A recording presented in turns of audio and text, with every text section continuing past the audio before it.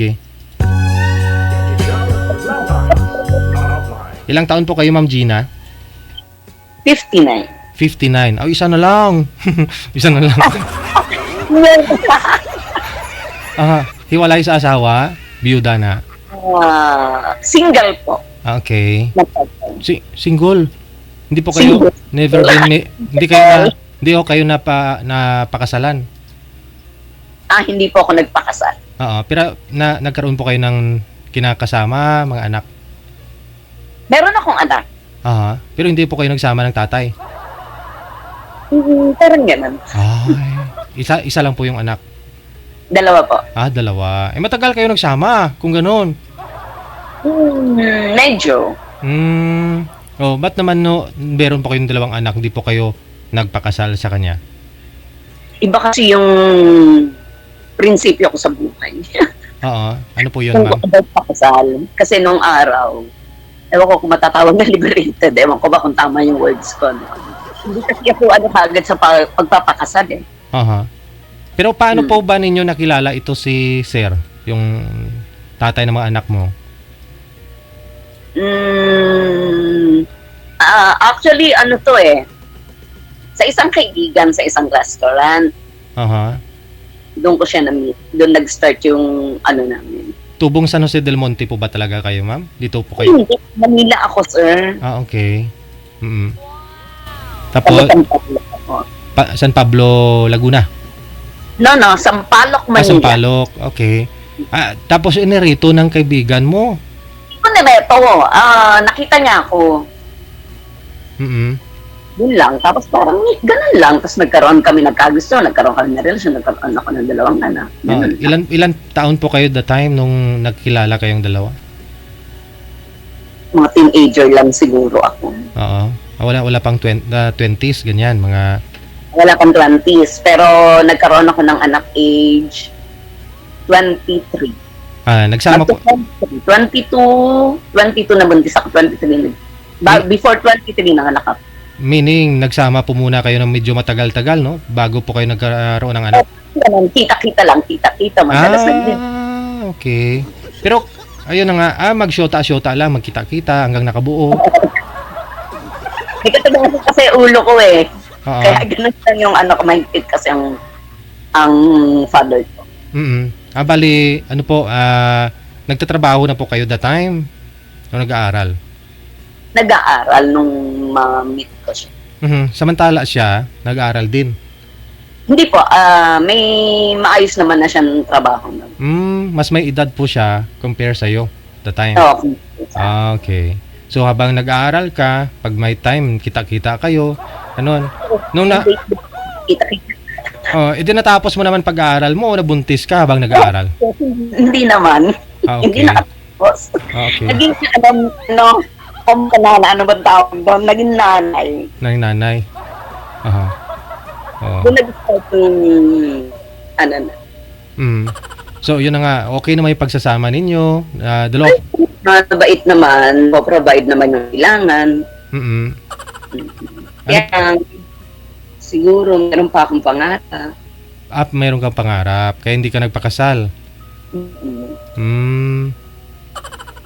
Ano po, ayaw mo magpakasal kasi mag-abroad ka o alam mo, maghiwalay din kayo? Ganun? Ano ko lang yun, ay kuka ako ng kasal. Bago ako magpakasal, gusto ko yun na yung talagang makakasama ko. Life.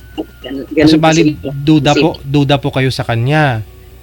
Hindi naman, duda. Basta yun yung naging katuwiran ko para sa sarili ko. So, ano pong gusto mo sana wala tayong divorce sa Pilipinas eh. Ang hirap. Yun na naisip. So, ang gusto mo sana na sigurado na talaga na siya na. Oo. Yun ang na makakasama talaga. Yun na. Kung sakali magpapasal. Ano po yun? Malayo po kayo sa isa't isa? Ay, nangarap ako magkaroon ng binigay naman eh. Nagkaroon naman kayo ng dalawang anak, no? Pero ano po, malayo po kayo sa isa't isa palagi? Oo, malamang yung ganong malayo sa isa't isa. Ano po, nag-abroad siya o ikaw po yung nag-abroad? Ano po yun? Ako po ang nag-abroad. So bakit po kayo naghiwalay ni Mr. po ninyo? Nagkaroon naman kasi ng iba siya. While nasa abroad po kayo, nakakaroon po siya ng ibang kinakasama? Basta may ano siya, gano'n. Aha.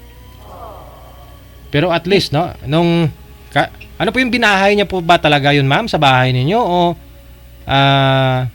hindi naman? Actually, parang bahay na rin kasi doon man din siya umuwi tapos aalis. Yung babae. Yung babae po na kinakasama niya, saan po yun nagsama sila sa bahay din po ninyo?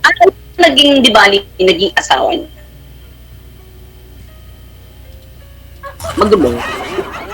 Magulo. Hindi, ibig ko sabihin, sabi po ninyo, naghiwalay ho kayo dahil na mayroon siyang bagong kinakasama. Ano po yun? Abroad kasi ako. O yun nga po, nung nasa abroad po kayo, yung babae dinala po niya sa bahay ninyo. Ano po yun? O umalis si ka-live-in partner mo? Hindi dito sa bahay, sa iba silang ano. Iniiwan yung mga anak mo sa bahay ninyo? Hindi, yung mga anak ko talaga nasa bahay namin kasi mother ko ang nagdala. Okay. Yung mother mo. So yun kasi hindi kayo kasal, no? At saka malabo yung signal mo eh. Wag niyo pong ilikot yung cellphone, ma'am, kasi sobrang likot, nawawala po kayo sa screen. Lumalabo. Kasi nasa abroad siya, no? Si mister niya nasa Pilipinas. Yung mga anak nila inalagaan din ng nanay niya. So yun po siguro naisip din ng asawa na wala naman na si ma'am. Naging ibigan na lang kami na mga bata. Nagkaibigan naman kayo. Pero nagkaroon na ho siya ng nagpakasal po siya doon sa bago niya? Oo, may kasal na siya. Yun ang legal. Pero ikaw ang nauna. Naalala ko tuloy kahapon yung guest natin. Siya unang inasawa, nagkaroon ng 2 anak, tapos yung asawa niya nagpakasal sa iba. Siya, tapos bumalik yung mister niya sa kanya, siya tuloy yung mukhang kabit. Ganyan din po yung naging istorya, may ganyan din po. Bumalik din po sa inyo yung asawa mo. May magulo no? Actually, para na kami naging magkaibigan, nagkikita pa rin kami. Pero wala na kaming body contact. Friends lang. Pero nag-attempt po ba na i-resume, ibalik niya yung dating kayo? Oo na, kaya lang ayoko. Kasi kasal na siya doon sa una niya, no? Hindi pa naman sila hiwalay. Napagtanto niyo siguro mas masarap ka pa rin talaga magmahal. Kaya ganun. Kaya siguro gusto niya makipagbalikan.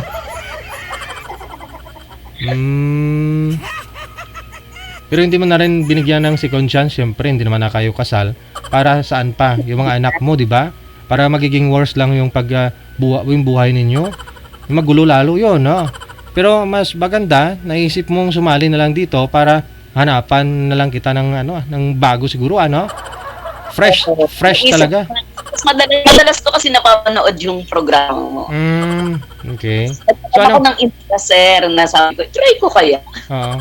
Hindi na po kayo nag-abroad ngayon? Hindi na po. 2014 nang nagbalik bayan na ako. Dito na ako nag-stay. May isang kada. For good ka na. Nagbi-business na lang po kayo? Business hindi naging success. Ng ilang attempt ako, hindi naging success. So, okay na rin naman. Importante buhi, no? Nakakraos. Yung mga anak po ninyo, sigurado may mga kanya-kanya ng pupong pamilya. Sino'y kasama mo ngayon? Ang kasama ko ngayon, apo ko lang, nag-iisang apo ko na, hindi isa, yung isang apo ko na 11 years old. Siya dito sa bahay. Para at least may makakasama ka lang, no? Okay, nag-aaral, ikaw yung nagpe-prepare ng pagkain niya. So, sa school, yan. Siguro yung hinahanap mo ngayon yung hindi rin kasal tulad mo, no? Siyempre naman. Yun po, yung hinahanap niya. Pero okay lang biyudo po, ma'am? Sa walang opsyon, walang sabit, walang okay lang. Sige. Walang obligasyon, walang sabit. Ganon. Wala na pong ano ba? Wala nang pinapaaral, ganon. Wala na ring asawa. Para walang sakit ng ulo, no?